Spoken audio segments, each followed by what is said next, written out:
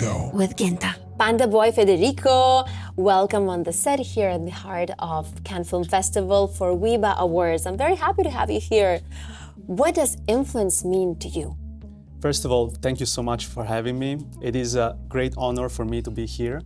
Being an influencer, I think, is something to be very proud of. I know a lot of people still in 2025 think being a content creator is something like a childish, like a kid games, but it's far from the truth. And I think the content creators, being influencers, is gonna be the next Hollywood. So it's a really big thing. Tell me more about how you create your content. You have how many million followers on YouTube? We have 58 million followers, subscribers on YouTube, 12 million followers on TikTok. We also have 2 million followers on Facebook. And yeah, it all started 4 years ago. I was starting in my house, just recording videos, just for fun. And to be honest, I could have never imagined this day. For me, it was just from a joke.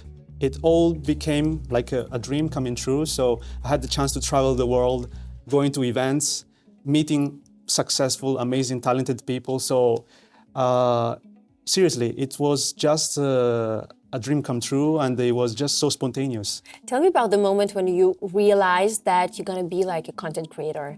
Did you had like that aha moment? I want to do this in my life and I gotta make it successful and also, money-wise, like profitable. For sure. I started when I was 9 years old, playing with my brother, older brother. It was Christmas Eve and he bought me a little camera, a really cheap camera. And me as a kid, I just fall in love with this camera, and I use these cameras pretty much everywhere. We were filming ourselves, we were watching some movies, and we just replicate the scenes in the movie, of the movie. And from there, I just completely fall in love with the craft. Obviously, for many, many years, we just did all that for free. We didn't make any cent, but it was just so much fun to record with my brother. He was my best friend and just my best mate. And the saddest moment, actually, it was when he decided to quit, because he was actually 6 years older than me. Okay. And he went to university, he found himself a girlfriend, and basically he just abandoned me, sadly. He found a real job, as someone would say. Yeah, I just kept going, and yeah, it was a bit hard when he left, because I was doing it by myself.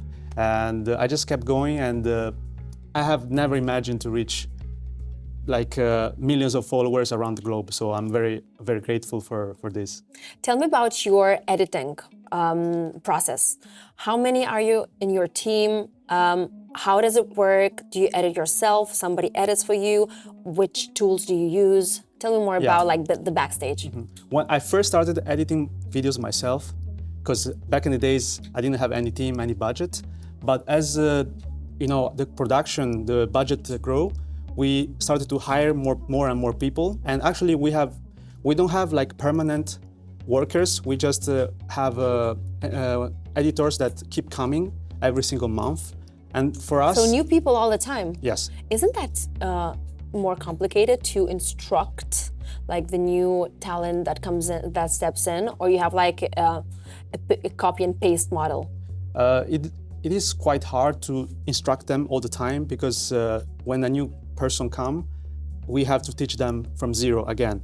But we try to keep our videos as simple as possible. I mean, the videos itself, they are not simple. You have a pipeline. Yeah, but we try to keep them, the structure, the same. Make the video simple for the people to watch, and that's our philosophy. Okay, so how many are you in your team usually? Between 5 to 10 people. Mm-hmm. Yeah. Which tools do you use? Like how long does it take to get one video done, and which programs do you use? Mm-hmm. So sometimes like a 20-second short, it can take even 3 days to up to 1 week. Even though they look very simple, that's the whole point of our videos. We try to make the video as simple as possible so we can reach as many people as possible, and we can, our goal is to make our videos understandable to everyone, regardless of their nationality, where they come from, their age. So you can be as little as 5 years old, or you can be a 99-year-old grow-up man. And so, and what about like a long video? You're not only doing shorts, so you do like long videos as well. We do actually, we will soon start a new project, like a long format project that I want to keep secret for now. Okay, but, well, fingers crossed for that. Thank you very much. Where do you get your inspiration? Do you follow trends? Do you like want to be a trendsetter? How does that work? So sometimes it's very difficult to create something completely from scratch because we get so inspired by so many things every day. Let's say we scroll on our social media and we see so many things every single day. Yeah. So it is absolutely impossible to just create something from scratch. Obviously, we take inspiration from Reels on Instagram or let's say YouTube Shorts, TikTok videos. But what we do, we try to take that idea and put our twist in it. We try to give our own style, to not be just a copy and paste of other ideas. For example, the last video that you did was about what? So we did this trend which is called Italian brain rot. It's a trend that has been going on in these past few weeks and is actually pretty, I would say, nonsense, but people love it. So sometimes I think What's it about? It's about like an Italian meme about some AI created creature that don't exist, and the people just make songs and memes about those videos, and it actually doesn't make a lot of sense. But that's not the point. The point is, when we go on social media, what's the goal of social media? It's like entertainment. It's like watching a movie. Yes. So we want to get out from the reality for a little bit and just relax. Like a no-brainer. Yeah, exactly. So it doesn't really have to make sense what we're watching as long as it's entertainment, yes. Okay, so you took like this trend and how did you add your twist? We implemented AI, so artificial intelligence, because I think AI is going to be the future. And I think even in the next few months, in the next years, influencers will be actually replaced by AI. So I think the sooner you get into AI, the better. And so what we did is we use AI to create transitions for those short videos, and they look very realistic. They look very high budget, but we did that with a very, very little budget. So for example, it looks like $1 million bucks. Not like a million, video. but it looks quite expensive, but it was actually done with a really low budget. Okay, what is the budget for a video? Like a general like video, average video for YouTube? It can range anywhere from as little as a few $100 up to 10,000, 20,000, 50,000. It really depends how far you want to go to, how extreme you wanna go. So tell me about the new trends. So what's coming up next? Every day, every week, there's a new trend. So it's actually very difficult to catch the wave before it's too late. So we just, our team, we just scroll on social media all the time, like on platforms like TikTok, Instagram, YouTube. And sometimes when we see a trend, it might be too late because, like when you have to catch the waves right How to catch that wave? Yeah, it's very complicated. Either you find it really early in the day, or otherwise another options is to find the trend, even though it's already too late. You still can make it viral if you just add some little spice on it. So for example, you have trends, right? You have seasons, you have Christmas, you have Easter, you have like summer. Do you consider these kind of trends, or you just really want to find like what's trending right now on social media, or you follow like a schedule, a calendar? Yeah, for sure, like events like Christmas, April, St. Valentine, New Year, those are always trending. Also in the Muslim world, there's Ramadan, and usually when we talk about hot topics, they're always trending. Also, like for example, the Cannes Film Festivals, or let's say the Golden Globe, Oscars. So when we do like videos before those events, about those events, before they are viral, we still have the chance to go viral. So it's yes, because you're one of the first, right? Yeah, exactly. That people find. Mm-hmm. Also movie premieres. Let's say there's a new movie, a new show on Netflix, which is like going to be super viral. If you make some videos about it, even before it came out, you have a very high chance to be one of the first. How do you find all these like upcoming events and upcoming like cool things? For example, sometimes if a movie it's already popular and they soon are gonna release season 2 or season 3, that's a good sign. For example, I think in June they're gonna release Squid Game 3. So Squid Game has been crazy trending on social media. So I think right now it's perfect time to do some Squid Game themed content. That's an example. Tell me more about the algorithm. It's very difficult to predict the algorithm because it keeps changing, and for some reasons, they want to help the small creators. They push the small creators. So one suggestion is to collaborate with the small creators, so you can also catch the waves. Do you collaborate a lot? Yeah, we do collaborate quite a few times. What about the different social media? Do they communicate between each other or they fight against each other? Because, for example, on Instagram, when you post a story with a link for YouTube, I noticed that there's some difficulty to get the people out of the Instagram community to change platform. And tell me more about this. Yeah, that's a really good question. It used to be quite simpler back in the days. So back in the days when TikTok first came out, you just had to post your TikTok videos pretty much in every single platform, and it would actually work. So what I was doing back in the days, like in 2021, 2022, I was just reposting my TikTok videos on Instagram, YouTube, Facebook, Snapchat, and they were all going viral. So recently, those platforms, they understood what us content creators were trying to do. So they changed the algorithm, and they are making everything more complicated. So Instagram now, what you see on Instagram that is going viral doesn't mean it can also go viral on YouTube. And the same applies to Facebook or like TikTok. So every single platform has its own rule now. It's way more difficult than before. I noticed that what goes viral on TikTok, though, it's easier that it can go viral also on Instagram. Is that true? Not all the time, Not all but the time. there is a chance for sure. What about links, cross links between growth? From my perspective, it's not really working. It's not really effective. What I can recommend is on YouTube to just make it grow organically. Because when you post like a link on Instagram stories, they don't really help redirect to the YouTube videos. That's what I realized. Tell me the identikit of a perfect viral video. The hook, the first 3 seconds are very important. So, because you have to understand that when you are on your phone, you scroll on your phone. So you give 3 seconds to each video, or even less. You just keep scrolling, scroll. And when you find something that catches your eyes, you stop and you watch. So you give like a 3-second chance. So if the first 3 seconds, the hook is not strong, you're just not gonna get scrolled. So the number one is hook. I would say colors. It's very important to have, let's say, an identity. Like, let's say you have your own logo, you have a nice background. So that really helps, like visually. Number 3, trend, the song, I think it's very important. So when you use a trending song, it can help your reels or TikTok videos or YouTube shorts really go the extra mile. And last but not least, I would say, following a trend. Maybe there is trends that maybe are not related to your topic. So let's say you do fashion or you do cooking and the trend is about dancing. You can still use that trend in your own category.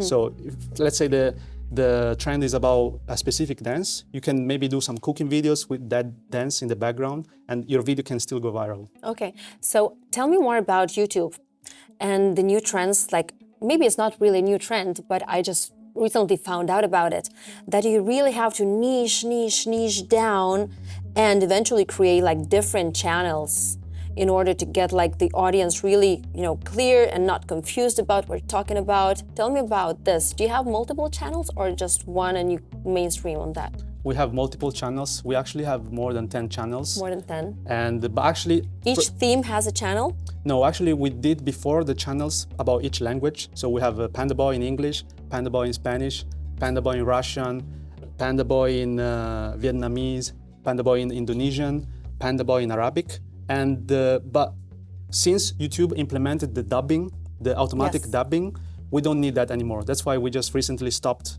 uploading all those language channels, even though they were doing quite well.